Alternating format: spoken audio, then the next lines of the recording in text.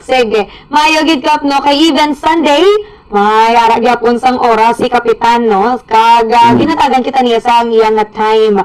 Subong iya nga aga. Good morning kap. Kamusta man dira sa inyo nga barangay? So far so good. Oo. Okay man ma'am, sa subong, asog na no. Mayo man ang akong diri nga barangay. Bilang last termer ng kapitan no.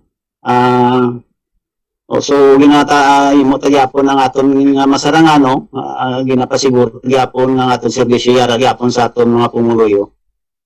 Amo gina dapat kap no first term, second or third, last term mo daya kap ang importante nagatrabaho kay ti amo gina ang ginahulat sa naton nga mga constituents. Pero kap pila ka na katuig or pila na ni abi nimo kap ka pungko no? Pila ka tuig na nga pagpungko bilang isa ka kapitan. So far mga 13 years na ako no kay siyempre nag-extend nato nga mga barangay election. So sa November 13, 13 years na ako dis barangay. Wow, kalawig na gali kap no. Amo na nga may mga awards gid siguro nga nabato ninyo nga mga barangay bangod nga ti eksperyensyado ka na gid kap nga mag pamuno. May nakuha ka mga award kap Best Barangay and Financial Report sa year 2025. Pwede mo lang ni kap ma-share sa amon kung paano ninyo nakuha ang ining kadalagan kap? Yes ma'am no. Actually bali 2 consecutive na nato nining award no sa 2024 nakakuha kita sa award no nga Best Barangay and Financial Reporting. Pagsasubong naman sa 2025 no nakuha naman naton liwat. So for 2 consecutive years na nga nakuha naton. No kay sa akon nga ma'am hindi ko man tanan malabot no kung hindi man sa pagpatigayon man kag kapisan sa aton nga mga pinasaligan der sa barangay, especially sa aton treasurer no sa aton mga kagawad. Oo, insakto na kapit. Hindi man pwede nga one man lang. Ikaw lang gid isa ang magiho. Kundi siyempre dapat binuligay, no? Ang tanan nga mga tao, mga personnel sa barangay hall. Kaya dara gid na mo makita ang efficiency sang ilay nga obra once naga-cooperate ang tanan. Na-mention ni mo ka 2 consecutive years na ano ayahan ang isa sa mga ginaobra ninyo. So, mo nga barangay treasurer nga nakita o kung nakita ninyo nga effective no agud nga makuha abi ninyo ang ini nga award ka. Kanang siya nga aton nga aton treasurer kasi siya nang naga-report no sa aton nga kuha kag sa aton nga city accounting na dapat updated kita sa aton nga mga report no. Transparency kag wala naman dapat nga idili nato ng atong pag monthly report nila siguro kung isakto wala nga aton obra.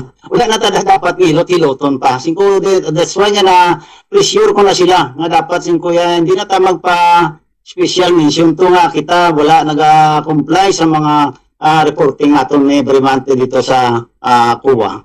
Oo, insakto na kap no kay kung wala da sila ya may kinahanglan hiluton, wala naman gida sila sa nagagayan pago ka nami nga term ni kap no. Makita na abi kap ang transparency. Kung makakuha kamo sa mga kaangay ni award, kag makuha pagid ninyo ang salig no, pagsalig sa inyo dira nga pumuluyo ngati ang lagakadto nga mga proyekto sa barangay ang gina-report sa insakto kag transparent makita nila. Pero kap, paano ninyo ginasiguro nga ang pundo sang barangay ang magamit gid sa insakto kay ti syempre magambal ka kapundo kap dako na siya nga word. May it be sa infrastructure, may it be sa mga activities, syempre sa isa ka barangay kadamo sang purok. Paano ginasiguro sang barangay Balaring sa pagpamuno nimo kap nga ang pundo ninyo mausar gid sa insakto kap?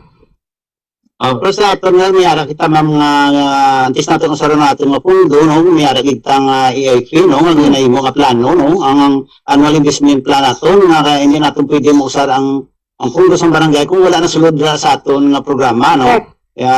So nga kun mga kagawad no kuan ko gina sila, na-emphasize ko gina sila nga ang inyong mga tag sa komitiba, trabahuan nyo, kaya ako kikig ko sa talan nga ang kwarta sa barangay, no? Kaya ang kwarta sa barangay, kung ginagasto talang sa insakto, no? Damo ta programa, damo ta proyekto, kag damo kita mabuligan.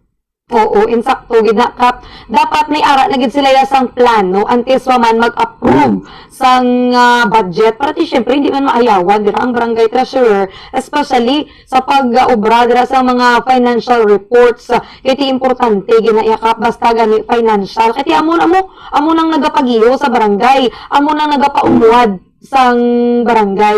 Amo nang naga-define sa inyong nga barangay. Kit kung damo kamo ya proyekto, gina-report sang insakto, di malasig kag masulhay. Sa karon yakap ang inyo dira nga mga plano abi sa inyo nga barangay para sa siniya nga tuig. May mga naumpisahan na bala ka mga bag-o nga mga proyekto? Oo. Ay, sa mga nag-ungguway nga amon nga project diri, no nga, solar street light namon, kaya ang hindi malabutan sa aton nga mga suga nga sa kuryente, ikinanlan tagid ang solar. Subong tapos-tapos na ang aton nga 25 sheet nga solar, no nga ginkuha na namon ang budget sa province, no, sa pagpamuna ni Governor Bong Lacson. Nga every year mayara kita nga ginatag siya nga 300,000, pero kung na-liquidate nato ni sa temprano, pwede kita kapwa sa masunod naman nga project, basta maliquidate ang naton. So kada mo pag kita sa project, may ara ang ongoing project nato nga dako da sa banaring, no, ang aton diya nga biwok. So simple nga worth 66 million, pero ina-funded by sa aton nga national government, no. Kaga I think mga March siguro matapos sina kadako gina nga mabulig diri sa barangay sa Balaring, tungod nga barangay Balaring is one of the tourist destination subong sang Banuang Silay. Kaya that's why nga kung mahumanay na, kadako na gina sang mabulig man diri sa amon barangay nga makakati ang amon barangay subong nga amo man ang seafood capital sang Banuang Silay. Oo, kabalo kakadto gid kami para lang magkaod sa seafood, imagine kalayo. Kalayo diri sa amon sa Bacolod, pero nagakadto pa kami da sa Balaring, kaya nanamian kami da sang inyo nga mga floating restaurants, and nanamian ko ha kami ara gali isang daywalk para sa, syempre, mga turista dira sa may Balaring. Pero kamusta na sa buong completion cap? Ano na nga percent? Or pila na ka percent? I think mga 70% na or 60 to 70% na makuha na. Kahit hindi pa mangkot ko lang kontraktor, tingwaan nila nga matapos nila sa end of March, matapos nila kung ng project.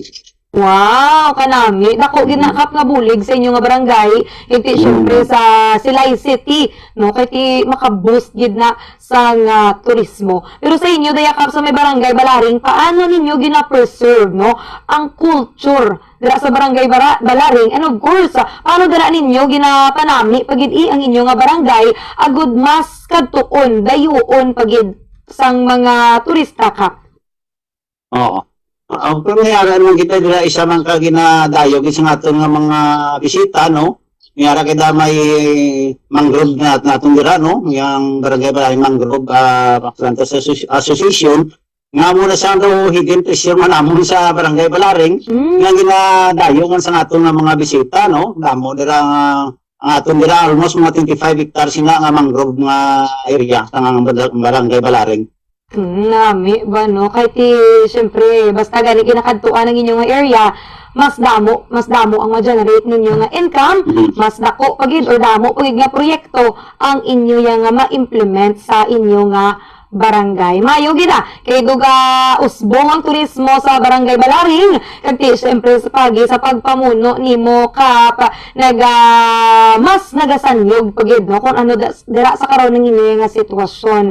Sa karon ka pangayuan ta ka sang mensahe para sa imo nga mga personnel dira sa barangay nga ti padayunon pagid ang maayo nila nga pag-ubra para maka-generate pagid kamo sang awards. Madamo pagid nga achievement ka.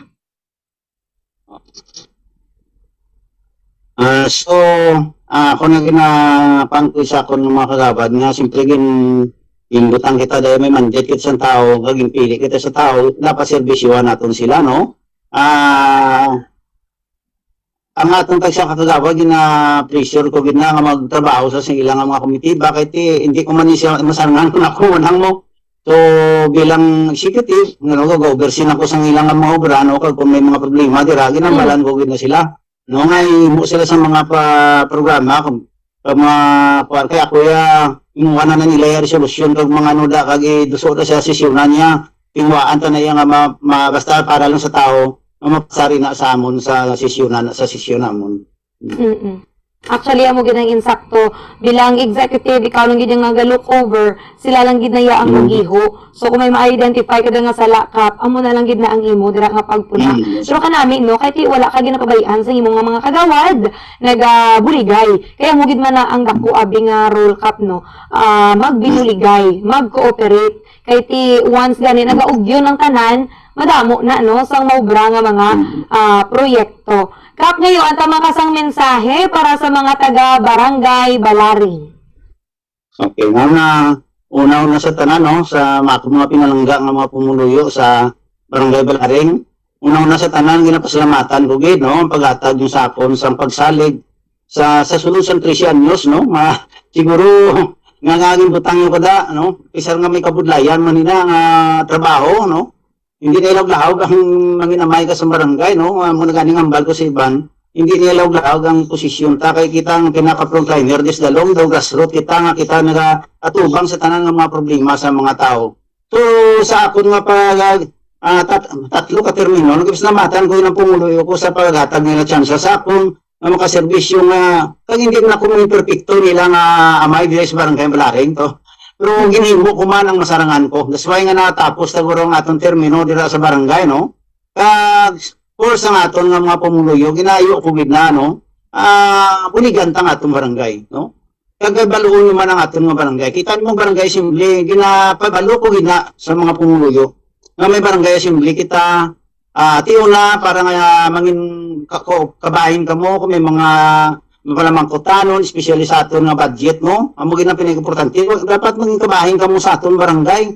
Kung ano daw mga suwestyon nyo, kung mga problema, open ang barangay namon sa pag-imbitar sa barangay assembly. Di nga dira naton madihon tanan ang mga programa, kang mga proyekto, kang mga problema nga nag-aray sa aton barangay.